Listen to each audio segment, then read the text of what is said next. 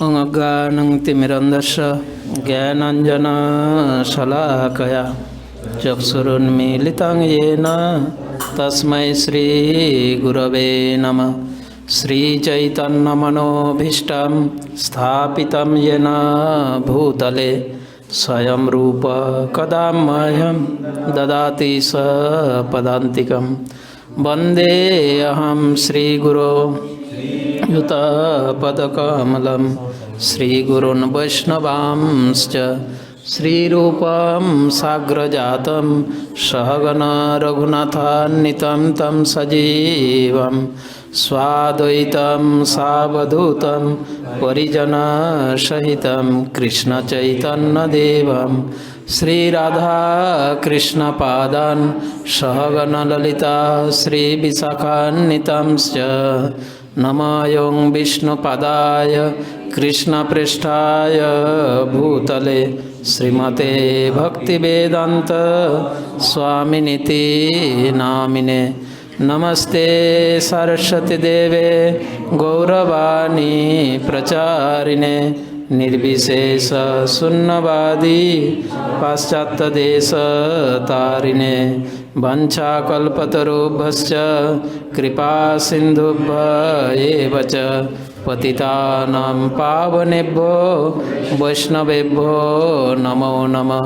नमो महावदन्नाय कृष्णप्रेम प्रदायते कृष्णाय कृष्णचैतन्यनाम्ने गौरतिस्वे नमः।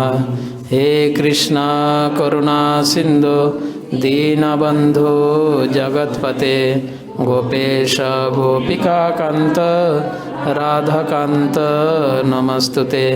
तप्तकाञ्चन गौरांगी राधे वृन्दावनेश्वरी वृषभानुसुते देवी प्रणमामि हरिप्रिये।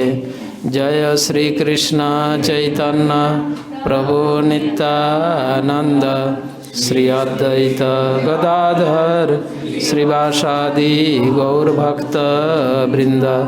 हरे कृष्णा कृष्णा कृष्णा हरे हरे हरे राम राम राम हरे हरे। जय हरे कृष्ण महामंत्र की जय।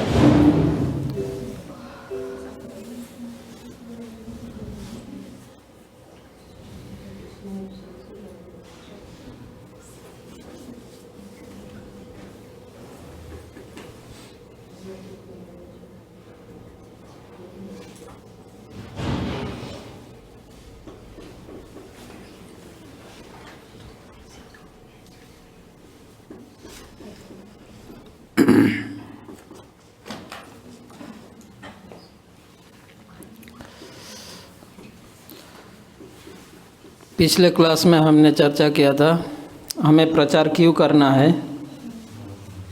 याद है आप लोगों को? क्यों प्रचार करना है?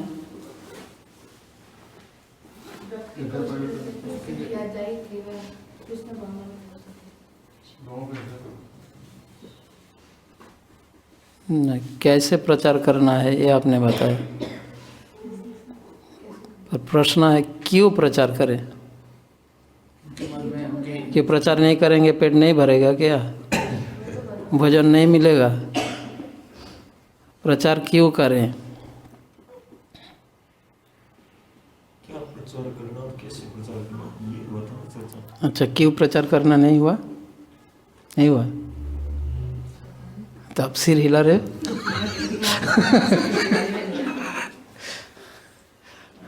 हाँ, नहीं हुआ। अच्छा, मैं सोचा हो गया। हम प्रचार क्यों करें? भगवान का आदेश है। भगवान का आदेश है प्रचार करने के लिए, गुरु का आदेश है ना। क्यों प्रचार करें? भगवान का आदेश, गुरु का निर्देश, आदेश, शास्त्र के निर्देश। भगवत गीता में भगवान ने कहा कि मेरे संदेश को जो पहुंचाता है दूसरों के पास वो मेरे सबसे अधिक प्रिय है। भगवान चैतन्य महाप्रभु ने कहा, जारे देखो तारे कहो कृष्ण उपदेश, भारत भूमिते मनुष्य जन्म हईल जार, जन्म सार्थक करी करो पर उपकार। तो ये जो बातें क्या है इसमें, और प्रभुपाद ने कहा, if you want to please me distribute my books and preach Krishna consciousness.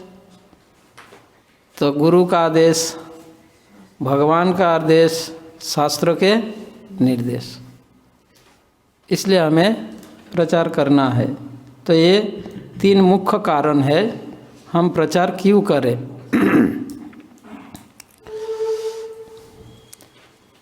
चौथा कारण है, अगर हम प्रचार करेंगे किसी को, प्रचार करना मतलब किसी को बताना, भगवान के बारे में दूसरों को बताना। प्रचार मतलब कृष्ण के विषय में बताना। अगर हम किसी को कुछ करने के लिए कहे, कुछ बताएं, तो उस निर्देशों को हम स्वयं भी पालन करेंगे। अगर हम खुद पालन नहीं करेंगे और दूसरों को बताएंगे करने के लिए, तो हम हास्य का पात्र बनेंगे। अगर उससे बचना है तो हमें प्रचार करना होगा। तो प्रचार करने से एक बेनिफिट यह है, क्या बेनिफिट, कि हमारी साधना स्ट्रांग हो जाएगा। अपने साधना को उन्नत करने के लिए हमें प्रचार करना है।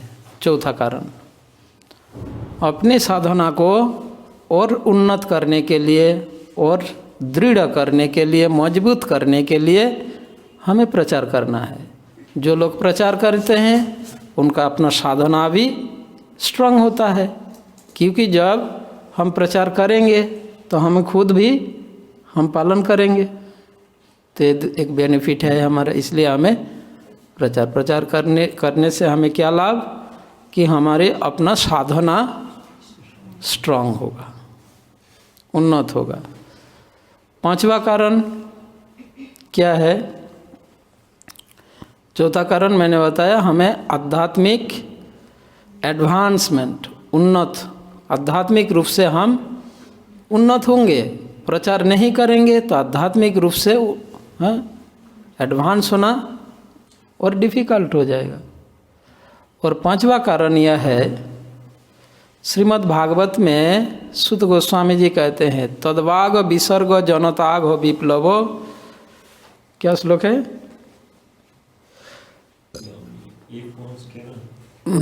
तद्वाग विसर्ग जनताग हो विप्लव, यस्मिन् प्रति श्लोकम अबद्धवत्तापि, यानी उसका अनुवाद, हाँ, गिनती साधव। तो उस श्लोक में सुत गोस्वामी जी यह बता रहे हैं, यदि संपूर्ण सृष्टि विनाश भी हो जाए, कुछ भी न रहे, केवल श्रीमद् भागवत की वाणी, निर्देश, भगवान की उपदेश रहे, तो वही समाज को, संसार को परिवर्तन करने में पूर्ण सक्षम है।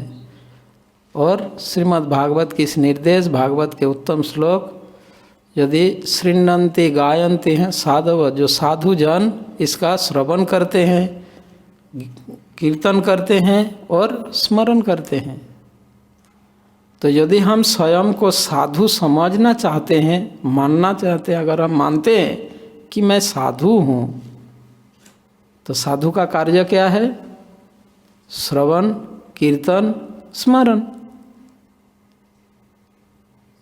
और यह संभव आसान हो जाता है कीर्तन करने से, यानी कीर्तन प्रचार का ही एक अंग है, श्रवण, कीर्तन एवं स्मरण।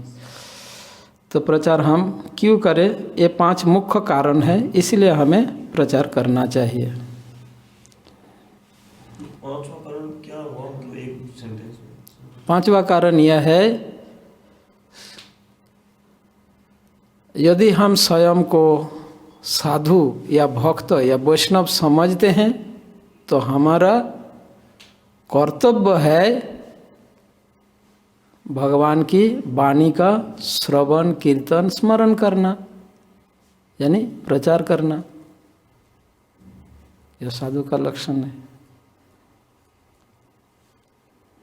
क्योंकि प्रचार करने से श्रवण कीर्तन स्मरण स्वतः ही होगा।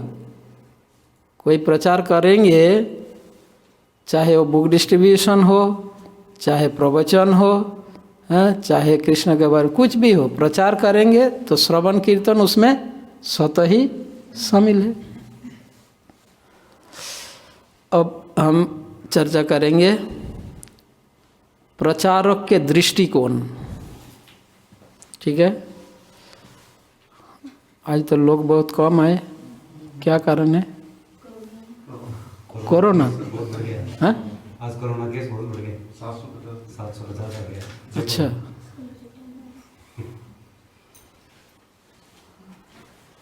तो कोरोना के डर से नहीं आए लोग? हाँ,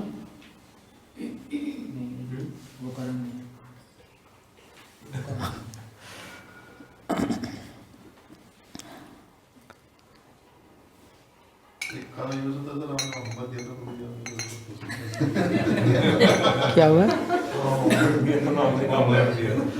अच्छा, उस होमवर्क के कारण नहीं आए। क्या होमवर्क था? हाँ, जिस कार्य में आप एक्सपर्ट हो, आप में जो भी कला है वो आप 5 लोगों से शेयर करो। एक यह था हमारा। कोई किए हैं?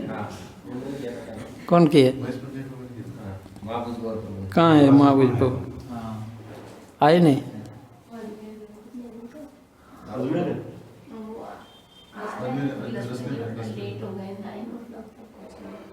अच्छा, ठीक है, तो होमवर्क नहीं हो रहा है तो अब हम क्लास वर्क करेंगे। कक्षा के कार्य, माता जी ग्रुप राउंड होके बैठ जाओ और प्रभु जी ग्रुप राउंड होके बैठ जाओ। ठीक है,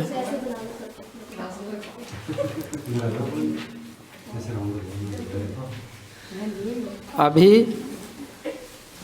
क्लासरूम का कार्य आपको प्रश्न दिया जा रहा है।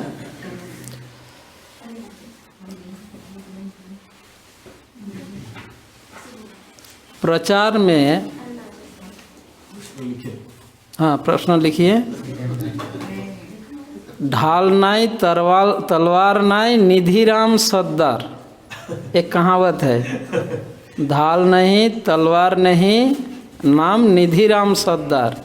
ये सारे माताएं ऐसे हैं, ना पेपर है, ना पेन है, ना कुछ है। आ गया क्लास में।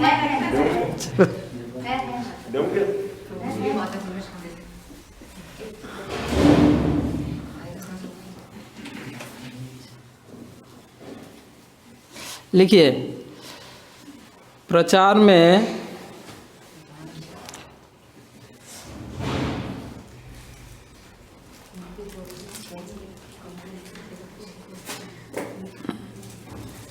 सकारात्मक दृष्टिकोण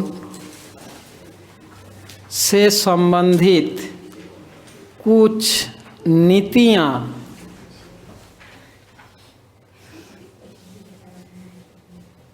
सूचीबद्ध करें या तालिका बनाएं, तालिका प्रस्तुत करें। प्रचार में सकारात्मक दृष्टिकोण से संबंधित कुछ नीतियाँ तालिका प्रस्तुत करें। मिनिमम, कम से कम 5 नीतियाँ। अब अपने ग्रुप में प्रश्न लिख लिए। कौन लिखे? पढ़िए। दृष्टिकोण से संबंधित अभी देखो ना, लिख ही नहीं पाया, पढ़ो। प्रचार में सकारात्मक दृष्टिकोण से संबंधित सूचियाँ, कुछ नीतियाँ, हाँ। तालिका प्रस्तुत करें 5। हाँ, तालिका मीन्स सूची, लिस्ट। नीतियों का लिस्ट बनाएं। ठीक है, प्रश्न को समझो पहले, और प्रत्येक ग्रुप मेंबर से हेल्प लेना है। ध्यान से सुनो, जो भी ग्रुप में यहाँ बैठे हैं, आप प्रत्येक ग्रुप मेंबर से, एक ग्रुप लीडर, एक व्यक्ति लिखेंगे। ग्रुप में से कोई एक व्यक्ति लिखेंगे, बाकी लोग उन्हें हेल्प करेंगे, एक एक नीति उन्हें प्रस्तुत करने में सहायता करेंगे। क्या नीतियाँ लिखना है? नीति यानी प्रिंसिपल, ऐसे कुछ प्रिंसिपल, कुछ नीति लिखो जो प्रचार में सकारात्मक दृष्टिकोण से संबंधित हो।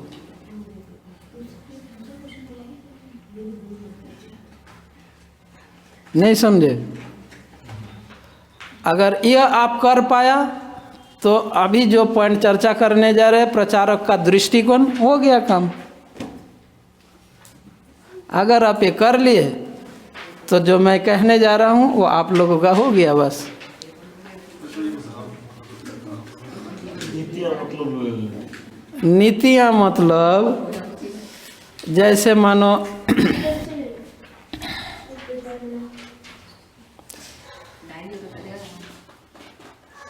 लोग इस बुद्धि पास करते हैं।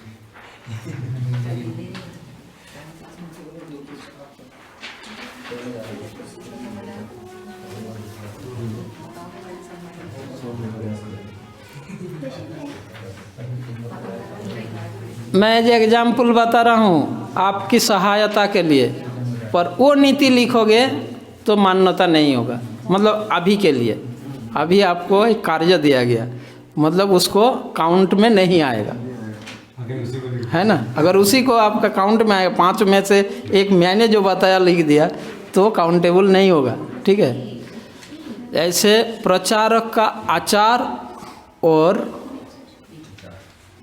आचरण, प्रचारक के आचरण शास्त्र आधारित होना चाहिए, प्रामाणिक शास्त्र के आधारित होना। एक प्रिंसिपल है, अगर प्रचारक इस प्रिंसिपल को फॉलो नहीं करेगा तो प्रचार सक्सेस है। उनका एटीट्यूड, उनका दृष्टिकोण में अगर ये ना हो तो प्रचार नहीं कर पाएगा। समझ में आया? ऐसा मिनिमम 5 नीति, 5 प्रिंसिपल लिस्ट करो। मतलब ये प्रचारक से संबंधित या ऐसा कोई क्राइटेरिया है या ऑल ओवर प्रीचिंग से रिलेटेड कहीं? ना, ऑल ओवर प्रीचिंग से रिलेटेड कुछ भी। एक इसमें मैं प्रचारक के कैरेक्टर के विषय में कहा, और भी बहुत सारे हैं प्रचार से रिलेटेड। आपके लिए निर्धारित समय 10 मिनट। हरे कृष्णा। 10 मिनट आपको टाइम दिया जाएगा। अभी टाइम है 8:07। 8:17 में आपका समय समाप्त होगा। जैसे क्लास में बैठे थे ऐसे बैठ जाइए।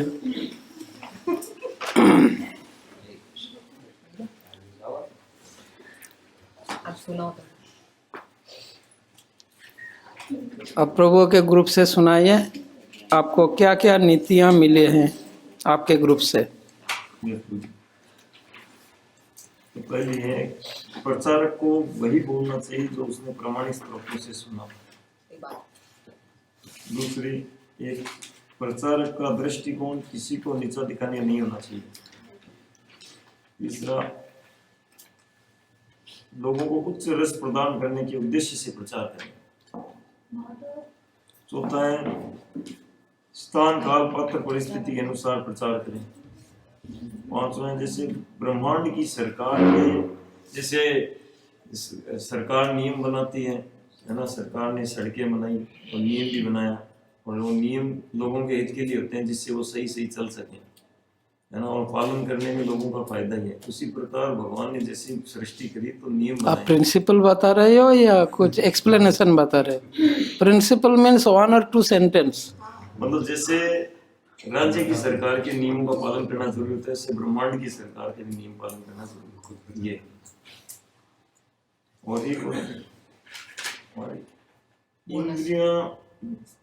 हमारी इंद्रियां को इंद्रियों के स्वामी की सेवा में लगाए बिना हम संतुष्ट नहीं हो सकते।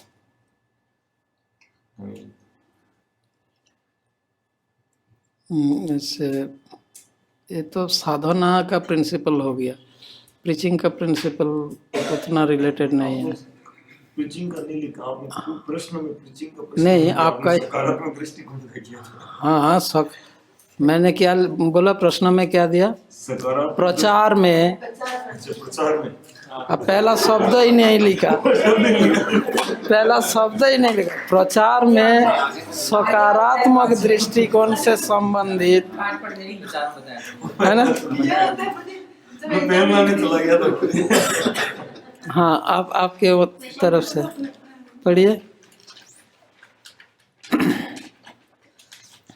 प्रचार करते समय काल, स्थिति, समय और स्थान के अनुसार प्रचार करना चाहिए। स्थान काल परिस्थिति। Okay, next. प्रचार करते समय प्रचारक को व्यक्ति को समझकर ही प्रचार करना चाहिए, वो किस स्थिति में है। उसी में आ गया ना, स्थान काल पात्र परिस्थिति। दूसरा, अगर वो मना करे तो जबरदस्ती उसको नहीं करना चाहिए, और उसकी भावनाओं को ठेस नहीं पहुंचाना चाहिए, और प्रचार का मेन मकसद होना चाहिए कि उसका हृदय परिवर्तन करना, और उसमें इसमें योग्यता नहीं देखी जाती है प्रचार करते समय।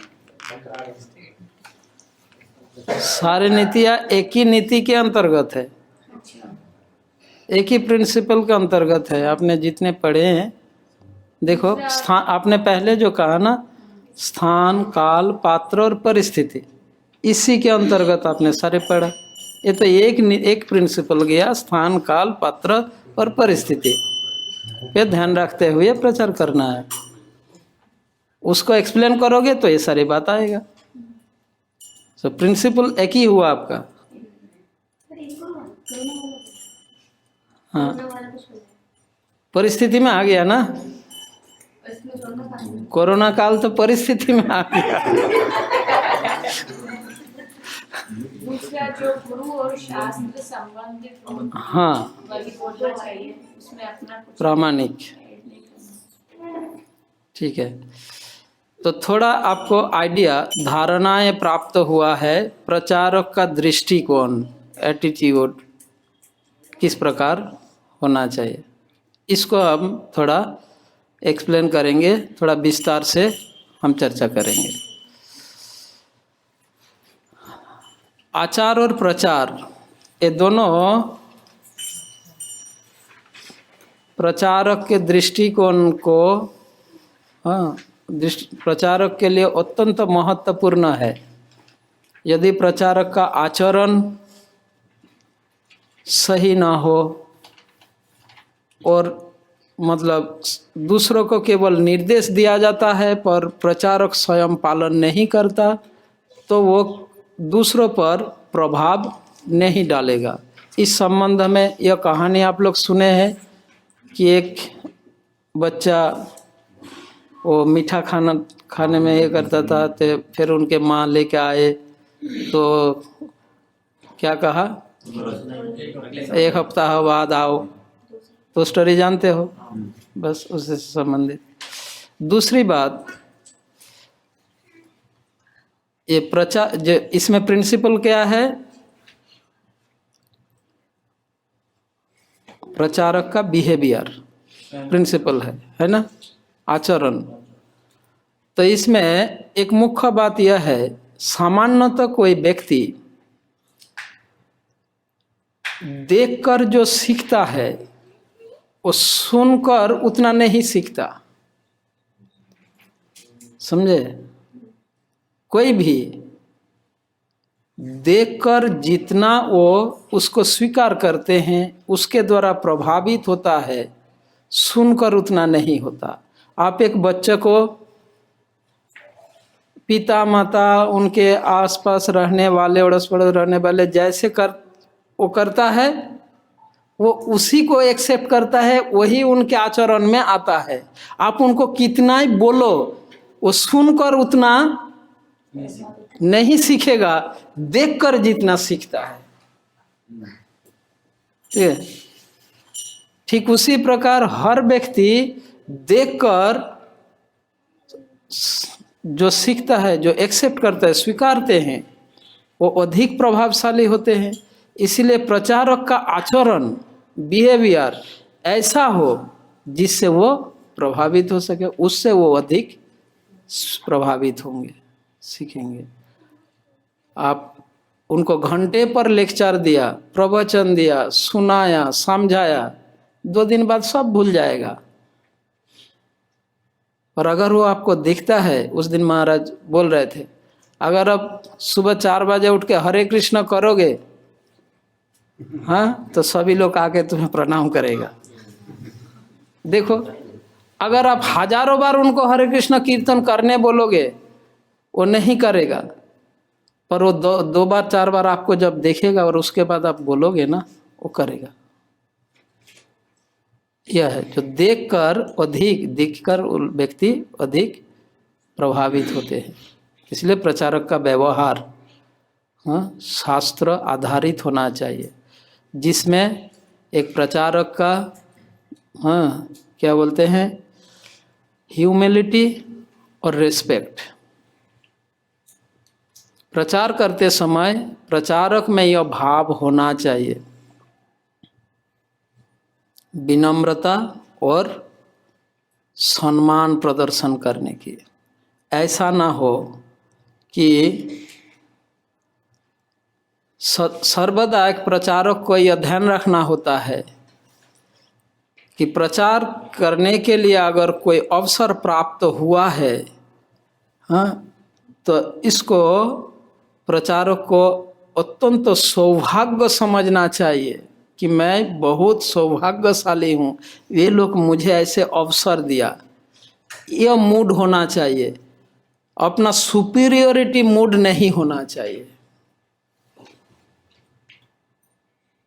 प्रचारक की व्यवहार में।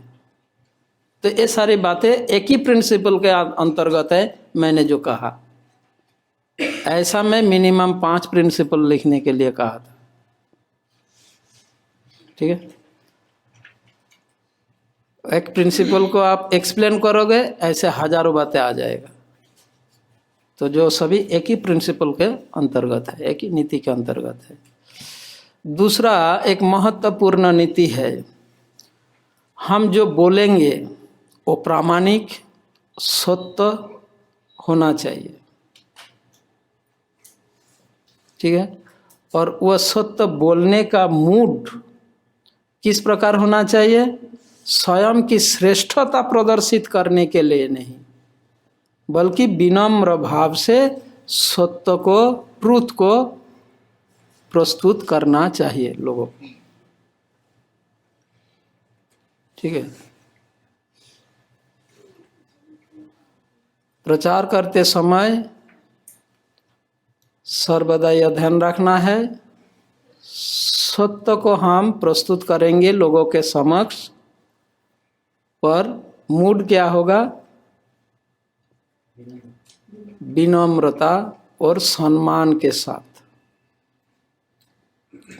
ठीक है, इससे पहले कहा किसी के सेंटिमेंट और प्रेस्टीज में चोट नहीं पहुंचाना चाहिए।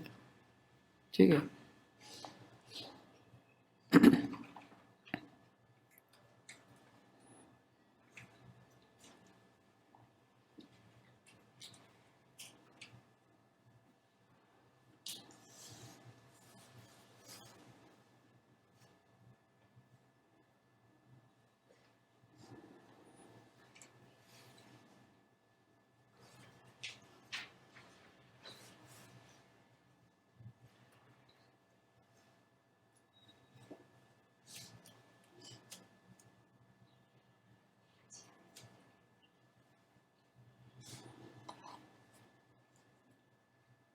एक महत्वपूर्ण नीति। In order to present the philosophy of Krishna consciousness in a simple and liquid way as Shrila Prabhupada presented in his lecture. Shrila Prabhupada अपने प्रवचन में जिस प्रकार से सरल भाषा में उसको प्रस्तुत किए, उस प्रकार से करना चाहिए। इसके बजाय कि कोई नए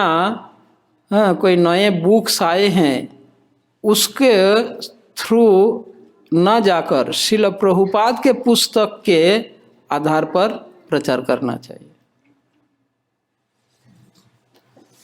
ठीक है। कभी कभी क्या होता है, ऐसे बहुत से पुस्तकें, बहुत से ऐसे क्या बोलते हैं, प्रवचन में बहुत से मोटिवेशनल स्पीकर, वक्ता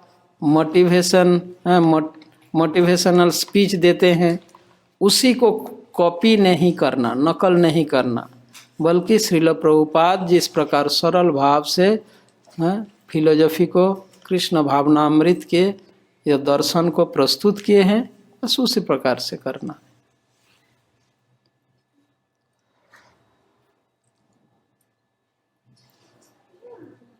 जैसे प्रभु जी के ग्रुप से ये पॉइंट आया, प्रिंसिपल आया, हमें किसी के हृदय पर क्या बोलते हैं, प्रभाव डालना चाहिए, न कि बुद्धि पर। और preaching will affect the hearts of others to the extent we have lived the philosophy in our lives. मतलब हमारा हृदय कितना परिवर्तन, प्रचार के द्वारा लोगों का हृदय किस प्रकार परिवर्तित हो रहा है, वो देखना चाहिए एक प्रचारक को। वो कैसे? प्रचार के द्वारा व्यक्ति किस प्रकार, कितने मात्रा में भौतिक जीवन से वो विरक्त हो रहा है।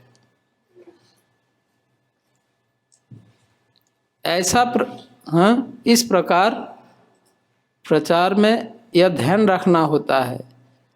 उदाहरण के लिए, कोई व्यक्ति को, ऐसे अनेक व्यक्ति है हरिनाम कर रहे हैं, है ना, हमारे भगवान की सेवा में, प्रचार कार्यों में बहुत मदद करते हैं, साथ ही वो भौतिकतावादी कार्यकलापों में भी लिप्त रहता है। जैसे कि घर में टीवी देखना, मूवी देखना, ये करना, वो करना, में जाना, ऐसे। तो इसका मतलब हमने उसको जो प्रचार किया वो बिल्कुल प्रचारित नहीं हुआ। हाँ, भले ही वो कुछ ज्ञान प्राप्त किया है, लोगों को बोलते भी है, पर वो खुद पालन नहीं करते।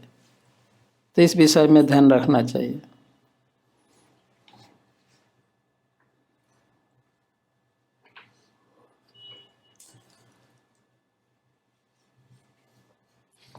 हृदय को परिवर्तन के लिए व्यक्ति के हृदय परिवर्तन का 5 स्टेप होता है। यानी प्रचार में आपको इन 5 स्टेप को हिंदी में क्या बोलते हैं? हाँ, 5 स्तरों पर ध्यान रखना है। यानी इन 5 कार्य उनको करवाना होगा, तभी उनका हृदय परिवर्तन होगा। ये 5 स्तरीय कार्य, एक्शन वो ले, यानी वो स्वयं उसका अनुसरण करे, पालन करे, आचरण करे, तो उनका हृदय परिवर्तन होगा। वो 5 स्टेप क्या क्या है? पहला, श्रवण,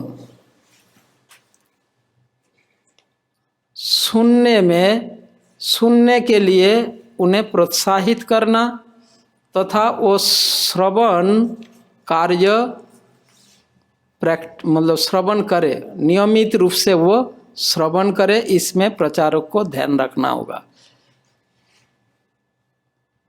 जब आप किसी को प्रचार कर रहे हो, किसी को गाइड कर रहे हो, कृष्ण भावनामृत में किसी को गाइड कर रहे हो, आपको पहला ध्यान रखना है वो नियमित रूप से श्रवण कर रहे हैं या नहीं। इस पे आपको ध्यान रखना होगा। कैसे आप ध्यान रखोगे?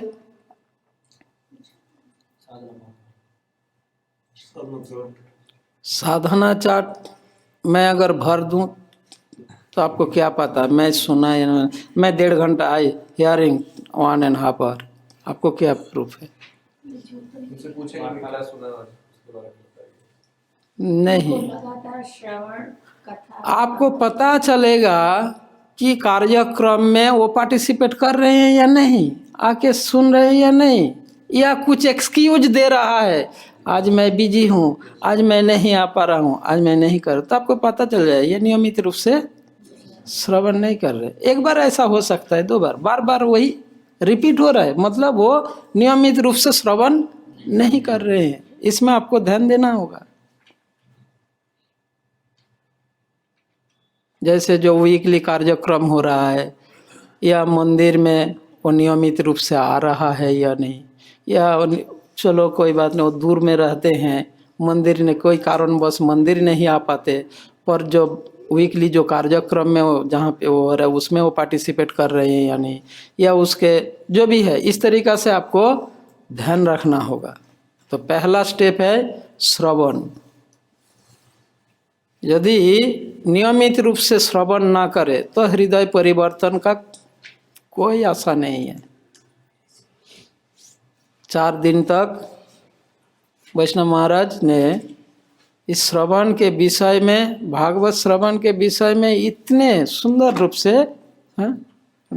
मंदिर में 4 दिन तक जो क्लास किया, कितना इम्पोर्टेंस है बताया महाराज ने।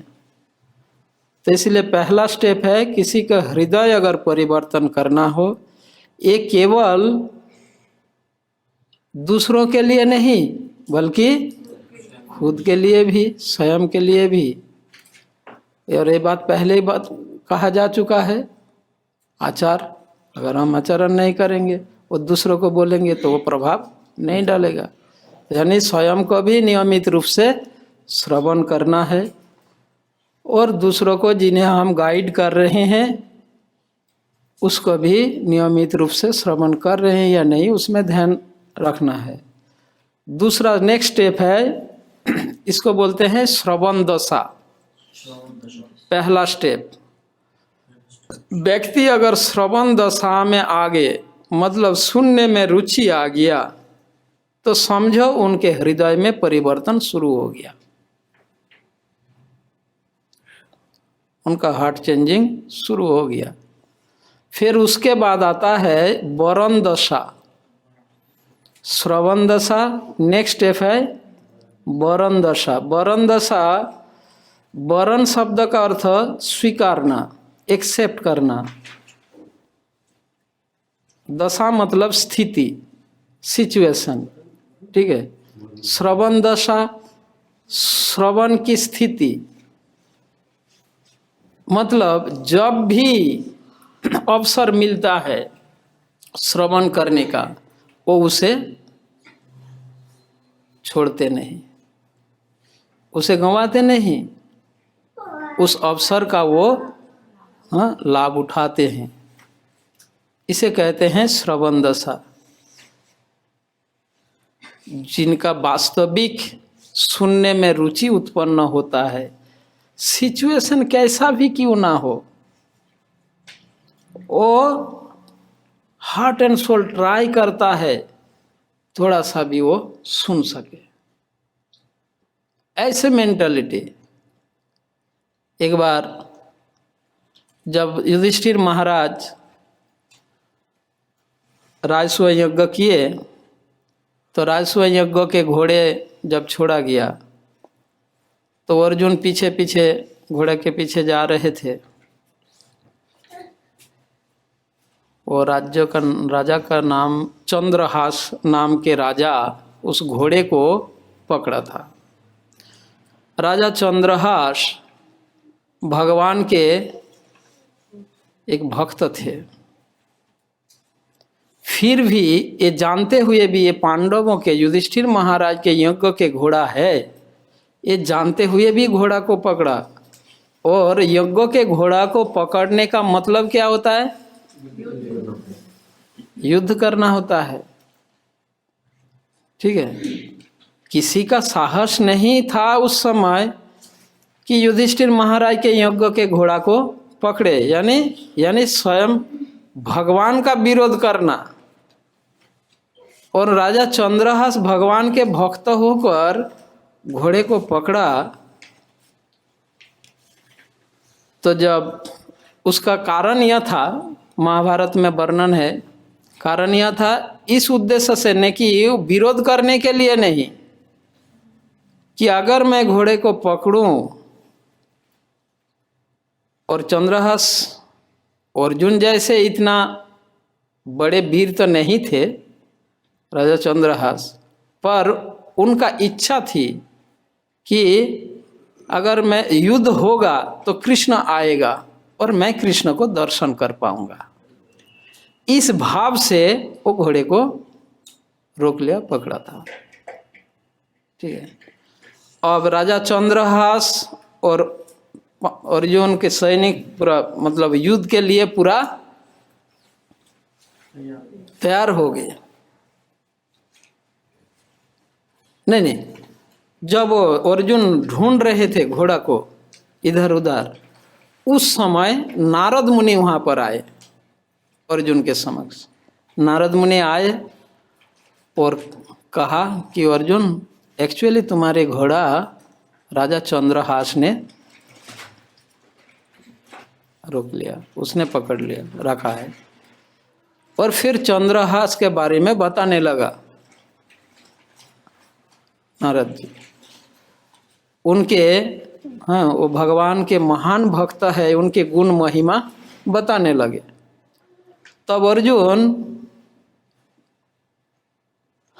नारद मुनि से कहा, न पहले उनको कहा इतना ही कि ये भगवान के परम भक्त है। और जैसे ऐसे कहा तो अर्जुन ने तुरंत कहा नारद जी से कि आप बताइए राजा चंद्रहास के बारे में, मैं सुनना चाहता। जैसे नारद मुनि ने कहा कि राजा चंद्रहास महान वीर भी है और भगवान के परम भक्त है, ऐसे जैसे कहा तो अर्जुन ने तुरंत नारद मुनि से कहा, वो बैठ गए और कहा, देवर्षि पहले आप चंद्रहास के बारे में मेरे को सुनाइए। नारद जी ने कहा, अरे अर्जुन, तुम्हारी घोड़ा खो गया, पहले तो ढूंढो और तैयारी करो या युद्ध करने के लिए, क्या कुछ इस समय क्या कथा सुनने का टाइम है तुम्हारा? उधर युधिष्ठिर महाराज वेट कर रहे हैं, घोड़ा कब वापस जाएगा, तब यज्ञ पूरा होगा। तब अर्जुन ने क्या उत्तर दिया नारद जी को कि देवर्षि, ये क्या कौन सा युद्ध है? अगर मुझे युद्ध भी करना पड़े कर लेंगे। मैं कुरुक्षेत्र में युद्ध के सामने मैं खड़े होकर कृष्ण से मैंने कथा सुना और ये कौन सा ऐसा युद्ध है कि मैं कथा नहीं। तो ये मतलब यह इस घटना से यह शिक्षा दिया गया कि अर्जुन सुनने में कितना रुचि रखते थे, हर किसी भी चीज़ों को, सब कुछ पहला महत्व देते थे श्रवण के। भगवान के भक्त जैसे कहा उनके बारे में वो सुनने का आग्रह प्रकाश करते। तो ऐसा परिस्थिति कैसा ही क्यों ना हो, जीवन में ऐसा अवसर, सब सारे अवसर आएगा, बार बार आएगा, पर ऐसा अवसर अगर कोई खो देता है वो दोबारा नहीं आता। तो इसलिए तो श्रवण दशा यानी किसी के सुनने में अगर रुचि उत्पन्न हुआ तो समझो उनका हृदय में परिवर्तन शुरू हो गया। तो इसलिए पहला स्टेप है श्रवण दशा। और प्रत्येक प्रचारक को यह ध्यान रखना होता है कि वो स्वयं श्रवण करे नियमित रूप से, और उनके अधीन जो भी कृष्ण भावनामृत अनुशीलन कर रहे हैं वो नियमित रूप से श्रवण करे, इस विषय में वो ध्यान रखे। पहला स्टेप। नेक्स्ट स्टेप है हृदय परिवर्तन का करने के लिए वरण दशा। वरण दशा यानी बताया क्या? स्वीकारने की स्थिति, एक्सेप्ट करने का। क्या स्वीकारना?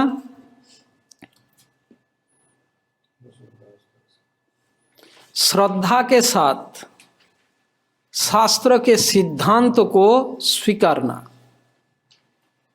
ठीक है, श्रद्धा यानी विश्वास के साथ, दृढ़ विश्वास तथा श्रद्धा के साथ शास्त्र के सिद्धांत को स्वीकारना। शास्त्र के सिद्धांत यानी कौन सी शास्त्र? भक्ति युक्त, जो भक्ति संबंधित शास्त्र के जो सिद्धांत है, भगवत भक्ति के जो सिद्धांत है, उन सिद्धांत को श्रद्धा के साथ एक्सेप्ट करना, स्वीकारना।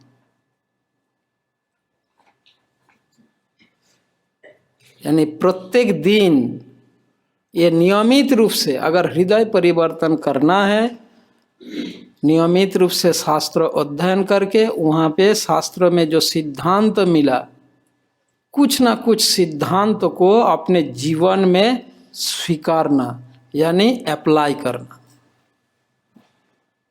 स्वीकारने का मतलब अप्लाई करना, प्रयोग करना, अपने जीवन में अपनाना। हम हर रोज शास्त्रों के हजारों सिद्धांत सुनते हैं, पढ़ते हैं, कम से कम एक दो कुछ सिद्धांत प्रत्येक दिन अपने जीवन में स्वीकारना। ठीक है, यानी इस प्रिंसिपल को आप जिन्हें गाइड कर रहे हो आपको ध्यान रखना। अगर आप सच में उनका हृदय परिवर्तन करना चाहते हैं, यही आप लोग कर रहे हो, थोड़ा सिस्टेमेटिकली करना है बस। अब इस विषय में कोई आप में से कोई उदाहरण दीजिए। ये कुछ प्रत्येक दिन कुछ सिद्धांत को, फिलोसफी को जीवन में अप्लाई करना।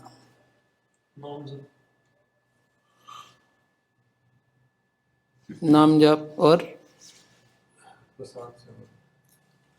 प्रसाद सेवन। नाम जप, लेकिन टाइम पर नाम जप। हाँ, वो भी। और अपने अर्ली समय, मॉर्निंग। हाँ, अपने समय का ध्यान रखना, कहाँ वो वेस्ट हो रहा है प्रेजेंट में या फालतू बातों में, उसको प्रजल्पन ना करना, है ना। ऐसे शास्त्र के सिद्धांत को अपने जीवन में अपनाना, प्रयोग करना, इसे कहा गया वरण दशा। अब जो व्यक्ति, जो भक्त वरण दशा जो जितना अप्लाई कर रहे हैं, उनका हृदय का परिवर्तन उतना ही जल्दी होगा। तब स्वयं और दूसरों को, हाँ, इस नीति को वो कितना फॉलो कर रहे हैं, कितना पालन कर रहे हैं, उसमें ध्यान रखना। ऐसा नहीं है सप्ताह में एक दिन एकत्रित हो गया, हाँ, भक्ति वृक्ष बुक पढ़ लिया, क्वेश्चन पूछ लिया, आंसर दे दिया, ये हो गया, प्रसाद हो गया, हरि बोल। इससे हाँ वर्षों चला जाएगा, हृदय का परिवर्तन नहीं होगा, वर्षों बीत जाएगा। कितना वीक का है भक्ति वृक्ष? 64 वीक्स बीत जाएगा, हाँ, 16 माला भी पहुंच जाएगा, पर हृदय का परिवर्तन एक्चुअली नहीं होगा। यहाँ तक कि अल्टीमेटली वो जो पहले मैंने बताया पहला क्लास में कि भक्त का रूप धारण करना और भक्त बनना, दोनों में बहुत अंतर है। वो भक्त का रूप धारण कर लेगा पर भक्त नहीं बन पाएगा, यानी दीक्षा भी हो जाएगा, सब कुछ, भक्त का रूप तो धारण कर लेगा पर एक्चुअल भक्त नहीं बन पाएंगे। और इसका कारण क्या है? प्रचारक का कमी। है या नहीं? क्यों वो भक्त नहीं बन पाया? भक्त का रूप तो ले लिया। खुद को देखो ना, अपना अपना। अब भक्त बने या भक्त का रूप लिए? क्या हुआ?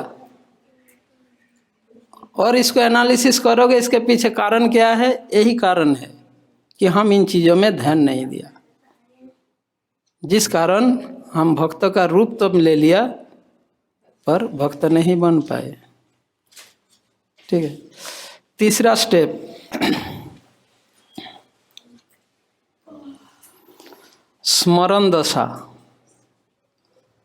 तो पहले श्रवण, उसके बाद वरण। श्रवण के बाद उसका अप्लाई करना, वरण दशा। वरण दशा के बाद स्मरण दशा, यानी सदैव सर्वदा कृष्ण को स्मरण रखने की, चिंतन करने, कृष्ण के विषय में, उनके गुण, उनके रूप, उनके कार्यकलाप, इस विषय में, कृष्ण के विषय में चिंतन।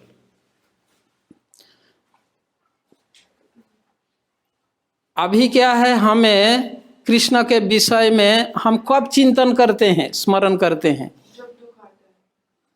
जब दुख आता है, और जब का टाइम होता है, और जब मंदिर आते हैं, और हाँ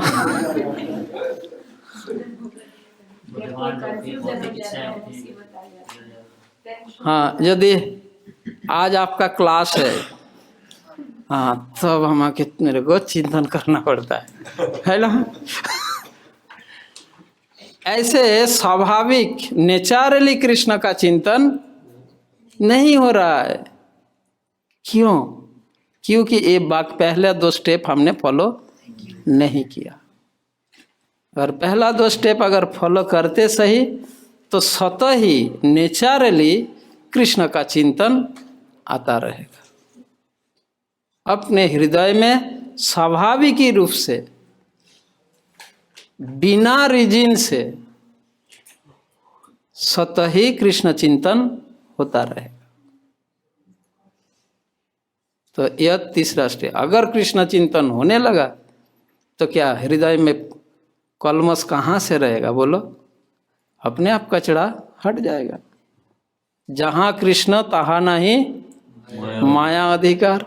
अभी हृदय में माया पूरा भरा हुआ है, क्योंकि हृदय में कृष्ण का स्थान है ही नहीं। तो कृष्ण वरण दशा, स्मरण दशा। Always remember Krishna, never forget Krishna. सततं स्मर्तव्य विष्णु, विस्मर्तव्य न जातुचित। सर्व विधि निषेधासु सुरयत्त एव किंकर। शास्त्र के समस्त विधि नियम इस नियम के आधार पर है। शास्त्र में जितने विधि नियमों का उल्लेख है, ये करो, वो करो, ये करो, क्या 16 माला जाप करो, केवल प्रसाद भोजन करो, नियमित शास्त्र अध्ययन करो, हाँ, मंदिर आओ, भगवान को प्रणाम करो, भगवान की परिक्रमा करो, ये जो विधि है ना, ये मत करो, वो मत करो, विधि और निषेध, सारे विधि और सारे निषेध इस एक नियम के आधार पर है। उद्देश्य है, ये सारे विधि और निषेध का पालन करने का उद्देश्य है कि हम कृष्ण को कभी ना भूले, कृष्ण को सदैव याद कर सके। स्मरण दशा। तो स्मरण दशा ये डायरेक्ट नहीं होगा। इसका पहले का जो 2 स्टेप है, उस स्टेप को अगर हम फॉलो करेंगे तभी स्मरण दशा स्वतः ही होगा। अब जितना फॉलो करेंगे उतना ही स्मरण होगा। अब नेक्स्ट है स्मरण दशा के बाद अपन्ना दोषा। अपन्ना दोषा बोलते हैं, अपन्ना अपन्ना जो भी। हाँ, आपन्ना, आ प डबल ना, आपन्ना, की मात्रा क्या है लास्ट में? हाँ, आपन्ना। इसका अर्थ वे बहुत ही उच्च स्तर की स्थिति है, भाव दशा। हाँ, भाव भक्ति का स्तर है ये आपन्ना दशा। भाव भक्ति के स्तर में भक्तों में जो लक्षण होता है, उन लक्षण स्वतः ही आ जाएगा। आपन्ना दशा का मतलब यह है कुछ भी कृष्ण संबंधित वो दिखता है,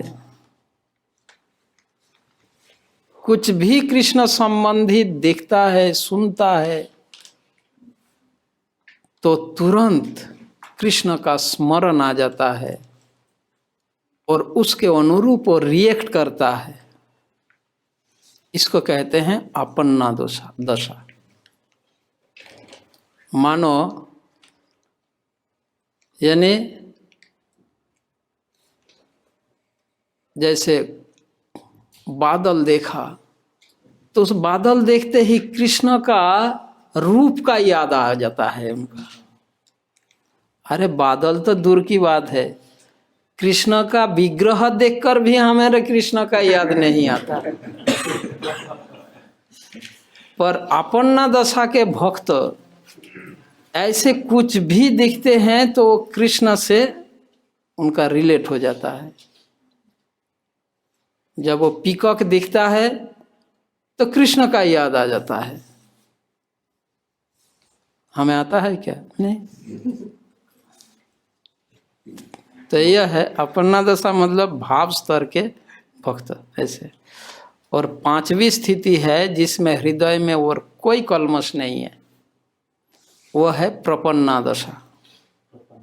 प्रपन्ना तो भगवत गीता में भगवान ने कहा प्रपत्ति प्रपद्यते, समझे? इसका मतलब पूर्ण शरणा, फुली सरेंडर। प्रपन्ना दशा यानी पूर्ण शरणागति, षडंग शरणागति होई बेजहार, ताहार प्रार्थना सुने श्री नंद कुमार। यानी इस स्थिति में वो पूरी तरह कृष्ण भावना भावित बन जाता है। प्रपन्ना दशा यानी उनके हृदय फुली आत्यंतिक अनर्थ निवृत्ति हो जाता है। प्रपन्ना दशा। श्रवण दशा में अनर्थ निवृत्ति शुरुआत, बिगिनिंग, ठीक है। वरण दशा में मतलब काफी मात्रा में अनर्थ दूर हो जाता है, उसका भी परसेंटेज है। श्रवण दशा में 30% तक, 30%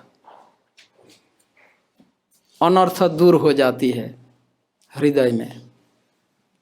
जितनी अनर्थ है श्रवण दशा में, श्रवण करते रहेंगे तो उसमें 30% तक, यानी व्यक्ति यदि केवल श्रवण करते रहे और कुछ अप्लाई नहीं भी करे तो भी 30% अनर्थ दूर हो जाएगा। पर वरण दशा जैसे होगा, वरण दशा में 70%, 60 to 70% अनर्थ दूर हो जाएगा, ठीक है। आपन्ना दशा में, स्मरण दशा में 80% तक जाएगा। आपन्ना दशा में 90, आपन्ना दशा में 100% चला जाएगा। 100% अनर्थ दूर हो जाता है। पर प्रपन्ना दशा में क्या होता है, दोबारा आने की चांस नहीं रहेगा, अनर्थ दोबारा नहीं आएगा हृदय में, आत्यंतिक आत्यंतिक निवृत्ति हो जाता है। जो भी है, मैंने थोड़ा ज़्यादा ही एक्सप्लेन कर दिया इसको। तो मेनली इन 5 स्टेप पर ध्यान रखना है। अगर वास्तविक हृदय का परिवर्तन करना है, कम से कम पहला 2 स्टेप में तो ध्यान रखें, बाकी में अपने आप आ जाएगा। खुद भी हिंदी में खेल गए।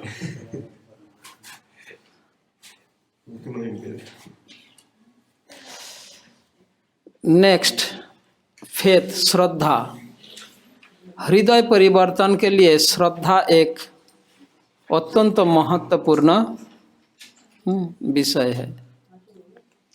और श्रद्धा जागृत करने के लिए एक प्रचारक का दृष्टिकोण क्या होना चाहिए? दूसरों में श्रद्धा अगर जागृत करना हो तो एक प्रचारक का दृष्टिकोण कैसा होना चाहिए?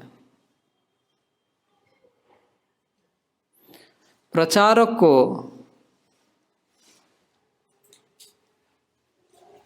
इसमें कन्विंस्ड होना चाहिए कि कृष्ण भावनामृत के समान इस संसार में दूसरा कुछ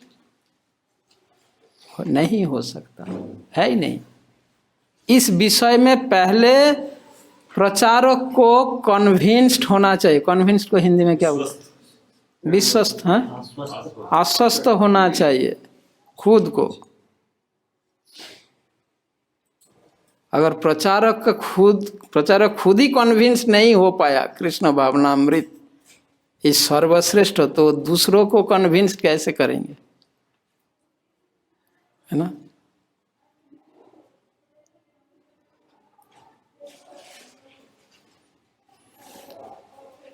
श्रील प्रभुपाद, भगवान चैतन्य महाप्रभु तथा वैदिक शास्त्र में कहा गया है, मुकम करति वाचलं पंगु लंघयते गिरिम यत् कृपा तमहं वंदे परमानंद माधवम श्री कृष्ण चैतन्य ईश्वरम। तो गूंगे भी बोल पाते हैं, मुकम करोति वाचलम, और पंगुम लंघयते गिरिम, जो लंगड़ा है वो भी पहाड़ लांग जाता है। तो इस बातों में क्या आप आश्वस्त हैं? आप खुद आश्वस्त है?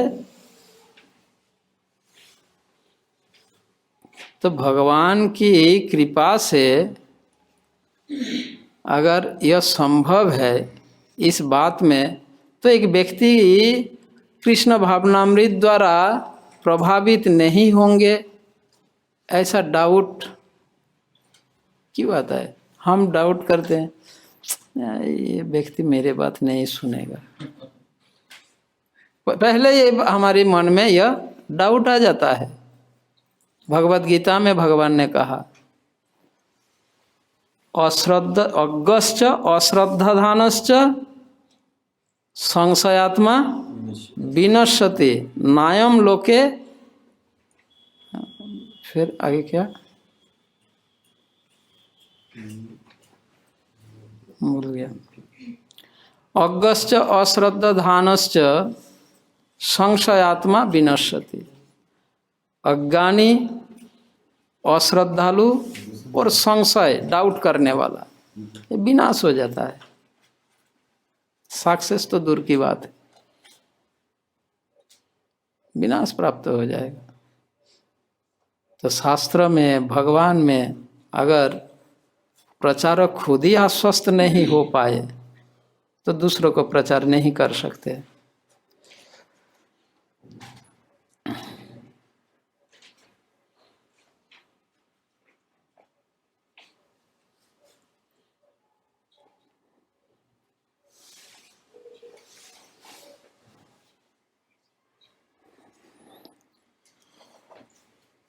हमारी किसी में श्रद्धा है ही नहीं एक्चुअली।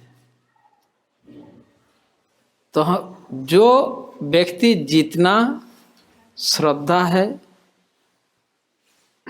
भगवान में, भगवान के वाणी में, भगवान के शुद्ध भक्त में, जिनकी जितनी मात्रा में श्रद्धा है, फेथ है, वो उतना ही सक्सेस होंगे और वो उतना ही दूसरों में फेथ उत्पन्न कर सकते हैं, फेथ विश्वास जन्मा सकते हैं उनके हृदय में। हमारे प्रसाद में श्रद्धा है? प्रसादे सर्व दुख हानम, यह शास्त्र का कहना है। प्रसाद में सारे दुख का निवृत्ति होता है। इस बात में आश्वस्त है क्या हम?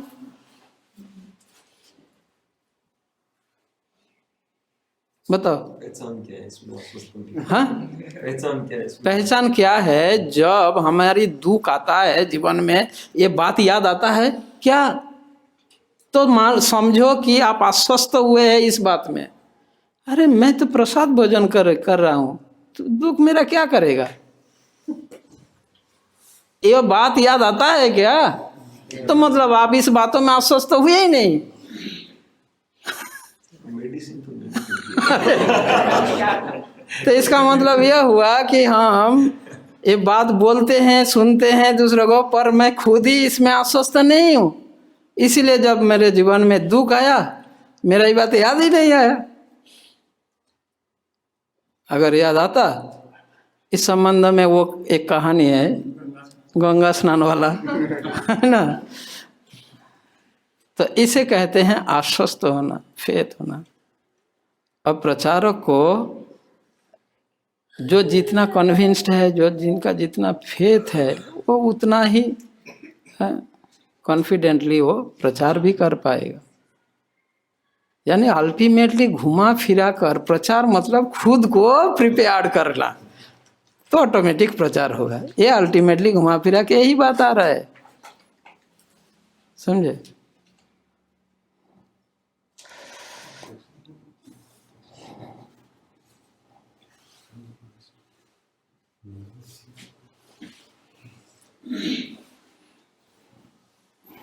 मृगारी वैद्य का कथा आप लोगों को पता है ना। जब नारद जी ने कहा मृगारी को, ये तुम्हारी ये धनुष तोड़ दो, सब कुछ फेंक दो और तुलसी महारानी को लाओ और यहाँ तुम हरे कृष्ण महामंत्र जप करते रहो। तो मृगारी ने कहा, तो मेरा भोजन आदि ये कैसे चलेगा? नारद जी ने कहा, टेंशन मत लो। अब वो नारद जी के बातों में आश्वस्त होकर करने लगे। क्या उनका कोई प्रॉब्लम है? ये स्टोरी जानते हो ना। तो मृगारी वैद्य किस प्रकार आश्वस्त हुए, ध्रुव महाराज किस प्रकार आश्वस्त हुए नारद जी के बात से या उनकी माता सुनीति की बात से, ऐसे कन्विंस्ड क्या हम हुए हैं? हमारी गुरु जी जब, हमारे गुरुदेव जब हमें कहा, क्या गुरु की बात से हम ऐसे आश्वस्त हुए? तो हम दूसरों को आश्वस्त कैसे, कन्विंस कैसे करेंगे? यह बात है। और खुद हम आश्वस्त कन्विंस नहीं हो पाए तो दूसरों को कन्विंस हम नहीं कर पाए। तो इसलिए यह प्रिंसिपल यही है कि हमें स्वयं को कन्विंस्ड होना है। एक सेंटेंस में हमें स्वयं कन्विंस्ड होना है, आश्वस्त होना है। गुरु के निर्देशों में, शास्त्रों के निर्देशों में हमें स्वयं आश्वस्त होना है, कन्विंस्ड होना है। कितने बार सुने हैं, लव मात्र साधु संग सर्व सिद्धि है, बोलो। पर इसमें कितना कन्विंस्ड है हम? -0.00% भी नहीं है। हम स्वयं कन्विंस नहीं है तो हम दूसरों को कितने भी बताए तो उसमें कहाँ से कन्विंस, वो उनमें कन्विंस, वो कैसे कन्विंस्ड होंगे? तो ऐसे हम सोचते नहीं, क्योंकि हम स्वयं कन्विंस्ड नहीं हो पाए। तो जस्ट प्रिंसिपल यही है इसमें कि प्रचारक को स्वयं को कन्विंस्ड होना है, आश्वस्त होना है। किसमें? शास्त्र के निर्देशों में, गुरु के निर्देशों में।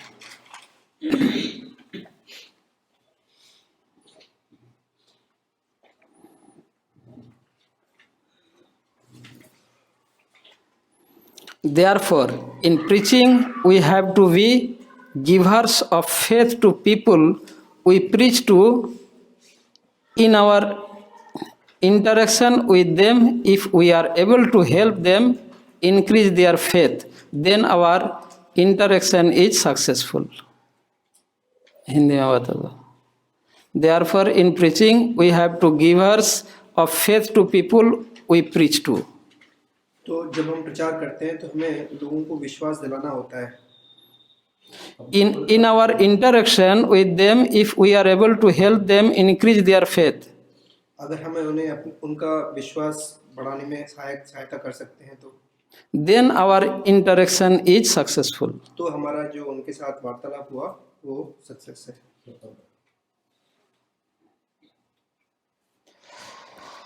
अब हम चर्चा करेंगे एक महत्व। टाइम है या टाइम?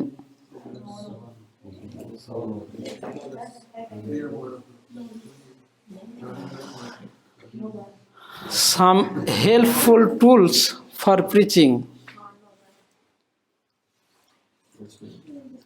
कुछ सहायककारी टूल्स को क्या बोलेंगे? हाँ नहीं, सम हेल्पफुल टूल्स। यहाँ टूल्स मतलब औजार तो नहीं है, क्या कहा जाए? हाँ यंत्र, उपाय बोल सकते हैं। कुछ सहायककारी हेल्पफुल उपाय प्रचार के लिए जो हम इसको प्रयोग कर सकते हैं, अप्लाई कर सकते हैं। One must show compassion and concern for the person to whom one is preaching. व्यक्ति को दूसरों पे दया दिखानी चाहिए और जिनको वो प्रचार कर रहे हैं। One may need to even pay attention to his petty problems if necessary. अगर जरूरत पड़ी तो हम उन्हें उनकी जो छोटी छोटी दिक्कतें हैं उनको भी हमें अटेंशन देना है, उनको एड्रेस करना है। ये बहुत ही महत्वपूर्ण विषय है। कभी कभी प्रचारक छोटे मोटे चीज़ों में वो ध्यान नहीं देता। एक बार, दो बार, 10 बार वो बोलते हैं, अरे क्या बार बार मेरा दिमाग खाता रहता है ना? ऐसा हम फील करते हैं। ये अक्सर होता है। मानो एज एग्जाम्पल, आप जिनको गाइड कर रहे हो, ऐसे वो पूछते हैं सिंपल चीज़, जैसे क्या उदाहरण दिया जाए? वो जी मेरे पिता माता है ना, मना करने के बावजूद प्याज लहसुन छोड़ नहीं रहे। कोई आपके गाइडेंस में है और वो कर रहे हैं और उनके पिता माता वो बिल्कुल फॉलो नहीं करते, और वो एक कठिनाई, एक प्रॉब्लम वो आपको बार बार बोलते हैं। आप एक बार बोला क्या करोगे, कुछ मतलब उनको उत्तर भी सेटिस्फाई नहीं कर पाते हो। हाँ ठीक है, मैं आपको बताता हूँ। फिर बताते हैं आपको, प्रभु जी क्या करूँ मैं चाहता हूँ ऐसा करना, पर मेरे घर में ऐसा है। पर आप बार बार या तो अवॉइड करते हो या तो उसमें ध्यान नहीं देते हो। ऐसे हजारों कठिनाई, प्रॉब्लम प्रचारक के पास वो आके करते हैं। तो प्रचारक का कर्तव्य है, चाहे वो छोटा छोटा ही प्रॉब्लम क्यों ना हो, तो उसमें ध्यान देना चाहिए। अब ये प्रैक्टिकल प्रश्न है, मैंने जो कहा एग्जाम्पल है। अब इसके उत्तर में एज ए प्रीचर आप उन्हें क्या कहोगे? प्रभु जी मैं तो करना चाहता हूँ, जितना अपनी तरफ से कर पाता हूँ, पर कभी कभी नहीं हो पाता क्योंकि हमारे घर वालों तो करते नहीं कुछ, तो मेरा ब्रेक हो जाता है। अब मैं क्या करूँ? मैं रेगुलेटरी प्रिंसिपल मैं फॉलो कर नहीं पा रहा हूँ, अब मुझे करना क्या है? आप क्या उनको क्या रिप्लाई दोगे? घर छोड़ के आ जाओ, मंदिर में आ जाओ, क्या क्या रिप्लाई क्या दोगे? प्रभु जी हम उनको बोलेंगे कि आप है ना जब पे ध्यान दो, अभी प्रसाद पे इतना नहीं सोचो, क्योंकि वो रेगुलेटरी प्रिंसिपल में तो नहीं आता वैसे। हियरिंग और जब पे। दूसरा उनको बोल सकते हैं कि आप अपने फैमिली मेंबर्स जो हैं जिनके साथ फ्रेंडशिप है तो उनसे एकदम ऐसे तोड़ भी नहीं सकते हैं, उनको तीखा बोल के उनको ऊपर ऊपर से हाँ हाँ बोलो, और जितना संभव हो सके आपके पॉसिबल हो सके उतना प्रयास करें करने का। तो बोलते हैं कि जैसे आप अपने पेरेंट को मंदिर लाइए, और अगर मंदिर को कहें कि नहीं मंदिर वो नहीं आते हैं, तुम कहते हैं आप अपने घर में प्रोग्राम रखिए, हम आएंगे, तो घर पे प्रोग्राम होगा, घर का वातावरण पवित्र होगा, तो उनको भी स्वतः इच्छा होगी कि हाँ हम भी पालन करें, नाम जप करें। आप थोड़ा ध्यान दो, इस सेमिनार के आधार पर आंसर दो, आप कुछ मिसिंग कर रहे हो।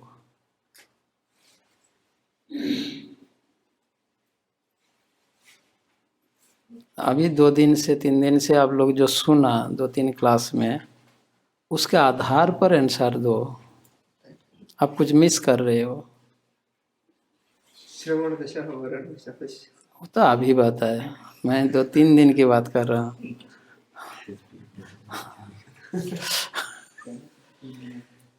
अभी अभी आप लोग बताया, आज ही बताया कि हमें सामने वालों को समझना होगा। अभी आप लोग ही नहीं बस प्रिंसिपल निकाला, स्थान काल परिस्थिति के अनुसार प्रीच करना है। तो पहले तो व्यक्ति कैसे, वो कौन है, करते क्या है, क्या वो स्टूडेंट है, क्या वो सेल्फ डिपेंडेंट है, क्या वो किस, उसका स्थिति क्या है, पहले तो आप पहचानो, फिर उनको आप सलाह दोगे। बिना उनके पहचाने उनको सलाह देने जा रहे हो तो कैसे वो काम होगा बोलो? तो पहला मतलब कुछ स्टेप आप मिस कर रहे हो। इसलिए बांग्ला में एक कहावत है, कहावत क्या है पता है? तख्ता समझते हो? तख्ता जो लकड़ी का जो पट्टा होता है ना, कहावत है धर तख्ता मार पेरे, मतलब वो पट्टा को पकड़ो और कील मार दो, कहीं भी कील मार दो। किसी भी लकड़ी के हाँ कील मार दो, ऐसा थोड़ी ना होता है। इंग्लिश में कहते हैं where you see a nail hammer it। तो ऐसा नहीं है, पहले आपको व्यक्ति को पहचानना चाहिए कि उनका स्थिति क्या है ना,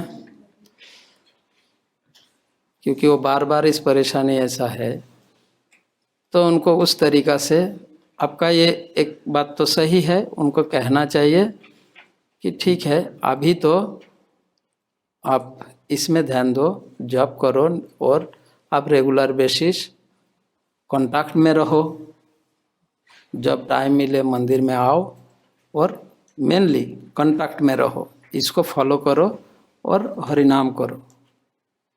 ये उनको इंस्ट्रक्शन, उनका स्थिति कितने दिन से वो कनेक्टेड है, कितने समय से कनेक्टेड है, उसका स्थिति क्या है, क्या मतलब पोजीशन क्या है फैमिली में, उन लाइफ में उनका पोजीशन क्या है, ये पहले आपको रिकॉग्नाइज करना चाहिए, समझना चाहिए, फिर उसके बाद उनको आप सलाह दे सकते हो। अदरवाइज कैसे वो अप्लाई करेगा? कैसे? भगवान चैतन्य महाप्रभु रघुनाथ दास गोस्वामी को क्या कहा वो तो, हाँ, तो लोकाचार उसका अभी तुम्हें लोकाचार मेंटेन करना है, तो उस हिसाब से उनको दिया जा सकता है। अगर वो स्टूडेंट है और वो बहुत ही समय से वो ऐसा परेशान और बार बार कर रहे हैं, तो उनको ये इंस्ट्रक्शन दे सकते हैं, ठीक है तुम पितामाता से कहो कि मैं इसमें मेरा घर में मेरा ठीक से स्टडी नहीं हो रहा है, मैं यहाँ पर अब बेस में लेके आ जाओ उसको, स्टूडेंट बेस में, ठीक है। अगर वो घर में ऐसा वो स्टूडेंट नहीं है, चोर है, तो जैसे आपने कहा कि घर में सत्संग प्रोग्राम रखा जाए, उनके घर वालों को से उनको मंदिर में लाया जाए, फिर धीरे धीरे वो डिपेंड करता है उस व्यक्ति के स्थान काल परिस्थिति और पात्र के हिसाब से, ठीक है। तो हमारा प्रिंसिपल चर्चा कर रहे थे, क्या था? Pay attention to others' problem. हाँ, छोटी छोटी प्रॉब्लम, छोटी छोटी प्रॉब्लम में हमें ध्यान देना चाहिए।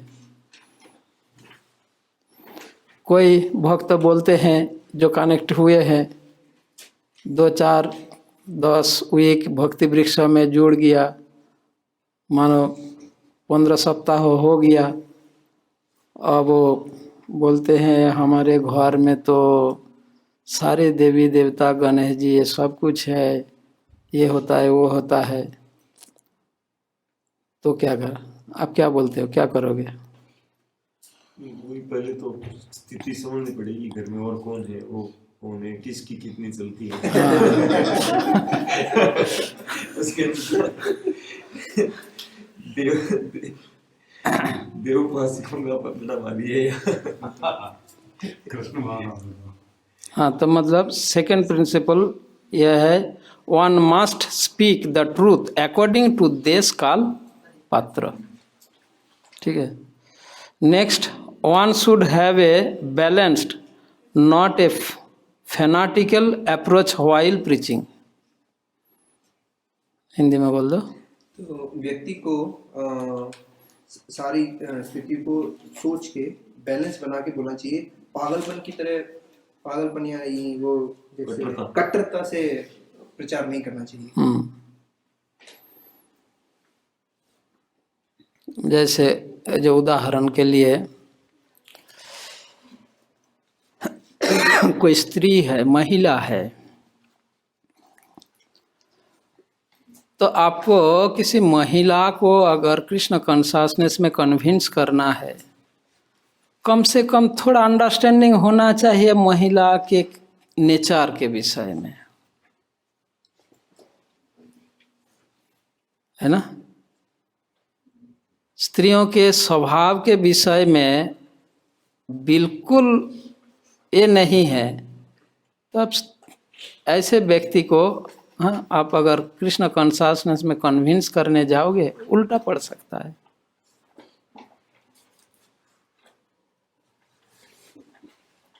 या मानो दूसरा उदाहरण,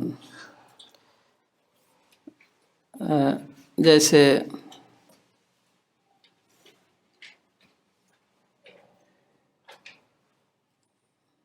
फोनेटिक नहीं होना चाहिए, इस संबंध में कुछ और अच्छा उदाहरण? जैसे हम कहते हैं कि कृष्ण ही सर्वश्रेष्ठ है, और ये पहली बार में ही बोल दिया और सारा उसका फेथ हट गया।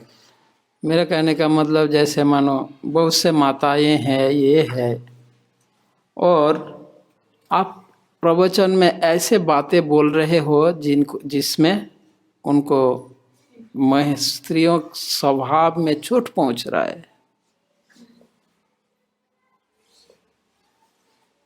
है ना, इसमें ध्यान रहे, ऐसा फोनेटिक नहीं होना चाहिए। हाँ, ऐसा कट्टर नहीं होना चाहिए, इसमें ध्यान रखना चाहिए। जैसे मानो मॉर्निंग साधना महत्वपूर्ण है, पर कोई भक्त उस टाइम में वो ऐसे कृष्ण भावनामृत में जुड़े हैं, पर कुछ ऐसे महत्वपूर्ण सेवा में है, और अगर आप उस पर कट्टर रूप से नहीं, मॉर्निंग साधना में, जैसे मानो कोई कुकिंग करता है, उसको कुकिंग करना है, नहीं तुम्हें भागवत क्लास में बैठना है, उसके बाद जाना कुकिंग करने, तो सब कुछ बिगड़ जाएगा। तो एज ए एग्जाम्पल बताया जा रहा है। तो उस हिसाब से हर जगह में, हर स्थिति में आपको फैनेटिक नहीं होना चाहिए। Advice a person what is best for his Krishna consciousness. तो व्यक्ति को सलाह देनी चाहिए जो उसके लिए सर्वश्रेष्ठ हो।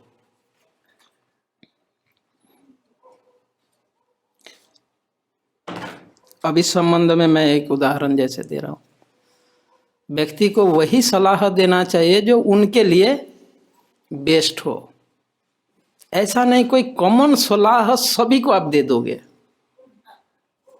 मानो किसी का, एक व्यक्ति, किसी का एकादशी ब्रेक हो गया, उदाहरण के लिए मैं बता रहा हूँ, आप क्या सलाह दोगे? वो बोलते हैं प्रभु जी मेरा आज बाय मिस्टेक मेरा एकादशी ब्रेक हो गया गलती से, क्या सलाह दोगे? तो मैंने एक सलाह सुनी है। हाँ, वो दे दोगे? नहीं वो ये कि अगर आपकी ब्रेक हो गई है अनजाने में, तो आप अगले दिन। हाँ, वही तो मैं कह रहा हूँ। आपने वो सुना, वो आप उनको दे दोगे।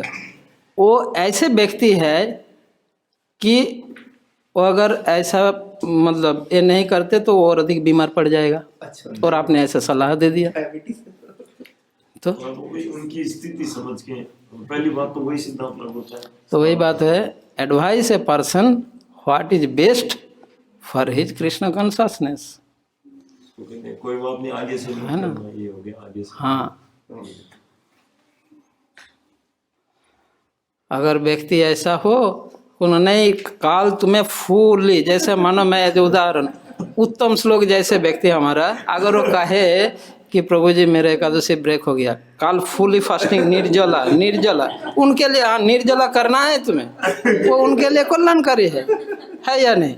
अगर इसको ये सलाह दिया जाएगा तो गैस होके वो कर करके तो गया, वो 2 दिन और जप ही नहीं कर पाएगा। तो इसीलिए हमें ऐसा सलाह देना है जो उसके लिए बेस्ट हो कृष्ण भावनामृत में। ऐसा नहीं कोई कॉमन सलाह हर किसी को दिया जाए, इसमें ध्यान रखना।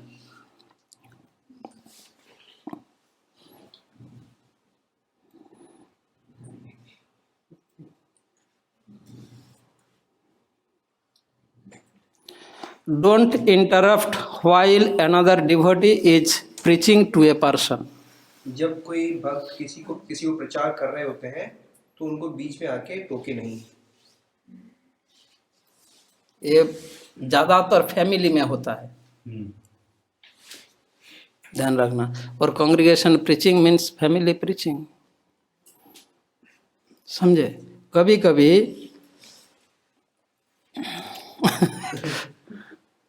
जब कांग्रेगेशन प्रचार के घर पे उनके गाइडेंस में कृष्ण भावनामृत प्रैक्टिस करने वाले घर पे आते हैं ना, और बात कर रहे हैं कुछ, तो पत्नियां क्या कहते हैं, ये आप ऐसे करते रहते हो।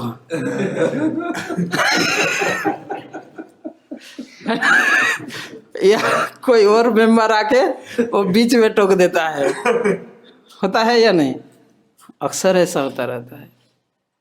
तो उसमें एक तो क्या होता है, पूरा चौपट हो जाता है। तो इस चीज में ध्यान रखना होता है, जरूरत पड़े उसको अलग से ले जाके बात करो, करो फैमिली मेंबर के साथ, इस चीज को अवॉइड करने के लिए। कि कभी भी कोई आके बीच में ठोक देगा, इसीलिए फ्लैट खरीदे तो वो गड़बड़ होता है, बहुत ही गड़बड़ होता है। एक तो उस व्यक्ति का आपके प्रति श्रद्धा ये हो जाता है, दूसरा वो डिस्टर्बेंस हो जाता है, जो प्रचारक भक्त वो भी डिस्टर्ब हो जाता है। इसमें ध्यान रखना चाहिए। Make new people feel at home. जो नए भक्त आते हैं उन्हें इतना आराम दीजिए कि उन्हें ऐसा लगे कि अपने घर में आए हैं। कोई भी कार्यक्रम में, सत्संग में, प्रोग्राम में मंदिर में आए हैं उसका फीलिंग ऐसा हो कि वो अपने घर पे है। यानी रिलेशनशिप, क्लोज रिलेशनशिप। यदि आप छोटे मोटे उनके चीज़ों में ध्यान देते हो, वो अगर उनका ऐसा फील होता है नहीं ये मेरे लिए, हाँ ये मुझे हेल्प करने वाला है, मुझे ये सुनने वाला है, तो ही अपनापन, उसमें अपनापन आता है। पर जब बार बार बोलने के बावजूद उस पर हम ध्यान नहीं देते तब वो रिलेशनशिप में भी ये आता है। Don't ignore order devotees either, don't ignore older devotees either. जो सीनियर भक्त है उनको हमें तिरस्कार नहीं करना चाहिए। इस विषय में हम ये जो टूल्स बताया जा रहा है ना, इसका और क्लैरिफिकेशन होगा जब हम सदाचार के विषय में चर्चा करेंगे। इन चीज़ों का चीज़ आ जाएगा कि मर्यादा रक्षा एक बहुत बड़ा महत्वपूर्ण विषय है। कृष्ण भावनामृत प्रचार में मर्यादा रक्षा बहुत ही महत्वपूर्ण विषय है। Don't advocate or preach breaking of laws of the land in the name of doing something for Krishna. तो प्रचार करते समय हमें ये नहीं कहना चाहिए कि क्योंकि हम कृष्ण का प्रचार कर रहे हैं कि आप अपने देश के कानून को तोड़ सकते हैं या जिस जहाँ पे रह रहे हैं उस एरिया के कानून को तोड़ सकते हैं। ठीक है, कभी कभी प्रचार में ऐसा हो जाता है। उदाहरण के लिए, हाँ आप नगर संकीर्तन में जा रहे हो तब ट्रैफिक रूल्स को फॉलो नहीं कर रहे हो।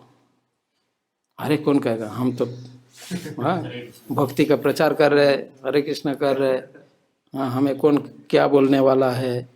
नहीं, जैसे हम डिवोटी है, हमें कौन क्या, मास्क नहीं लगाया तो क्या हो गया, गाड़ी में बेल्ट नहीं लगाया तो क्या हो गया। ऐसा कभी कभी भक्त, हाँ ब्रह्मचारी है, हमें बेल्ट लगाने की क्या जरूरत है, सुनना चाहिए। ऐसे इस प्रकार के ऐसा भाव नहीं होना चाहिए। इसमें प्रचार में जैसे YouTube में आ गया समा गौरांगी माता जी का वीडियो, ये आप सभी लोग देख लिया है ना। अरे ये लोग नहीं देखा, अब बहुत से लोग देखा है, ठीक है।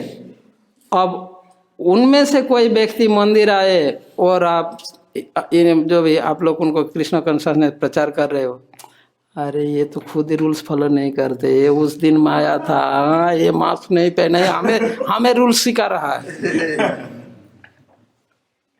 अगर नहीं भी बोले आमने सामने तो उनके दिमाग में जरूर ये बात आएगा। इसीलिए हमेशा सावधान रहना। हमारे कभी कोई रूल्स को, कानून को हाँ तोड़ने का ऐसा भाव नहीं होना चाहिए। आपने भी मास्क नहीं, मैं जब बाहर जाता हूँ, मैं बीट बैग लाया नहीं आज यहाँ, मेरा हमेशा मेरे साथ रहता है, हमेशा रहता है। ठीक है, आज यहाँ तक रहने दो।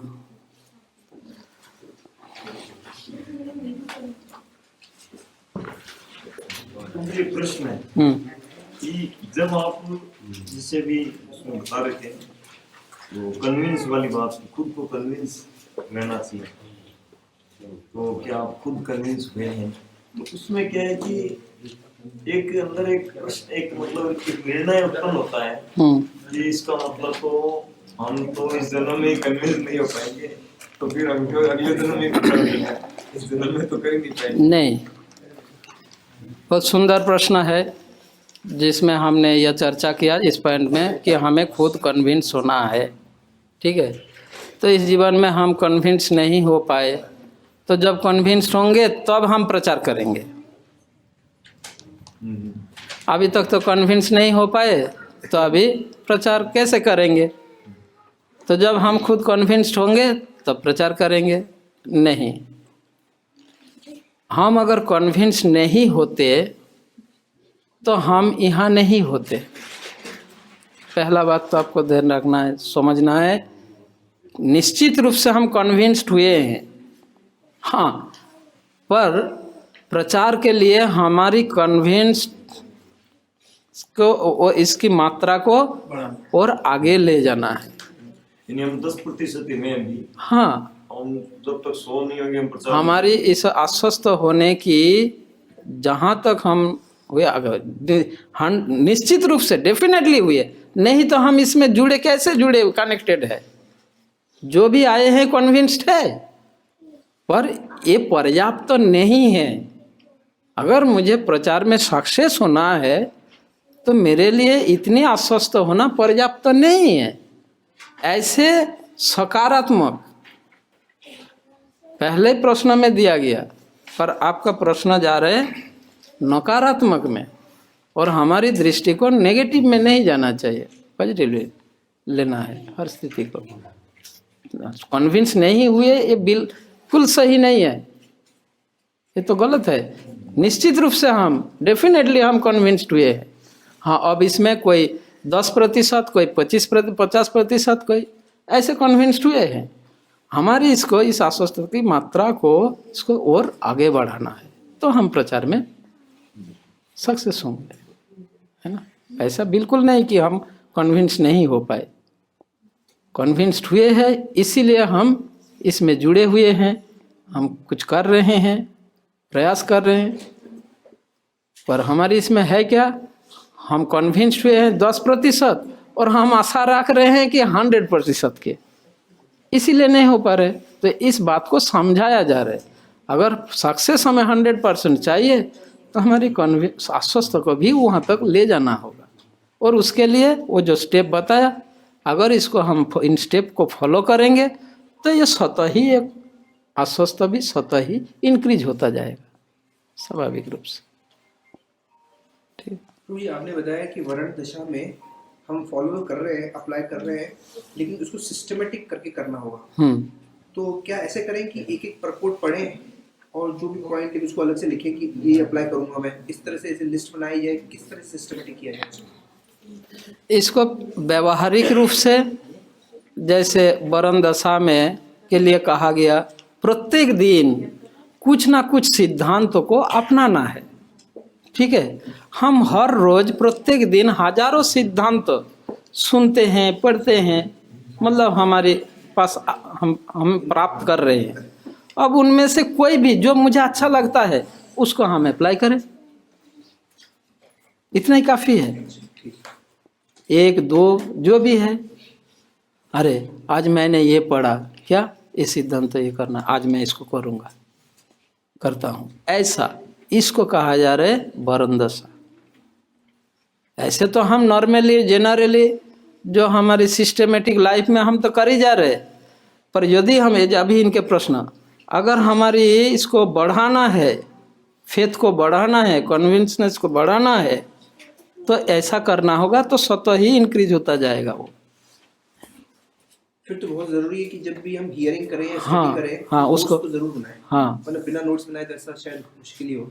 नोट्स बनाए, हाँ, जो मतलब बना सकते हैं। कोई अपने, चलो आज ये सुना, मैं बाकी सब भूल भी गया, कोई बात नहीं, एक को भी याद रखा, उसी एक को अप्लाई करो, तो क्या रखो, तो क्या अप्लाई करो, ऐसा भी हो सकता है। ठीक है, नोट बनाना और अच्छा है। तो इसमें ये भी आएगा, हम किसी में कोई अच्छा गुण देखते हैं तो वो भी हम उसको अप्रिशिएट करना चाहिए, उसको फिर अप्लाई करें। हाँ, उसको भी अप्रिशिएट करना और उसको अप्लाई करने के लिए प्रयास करना।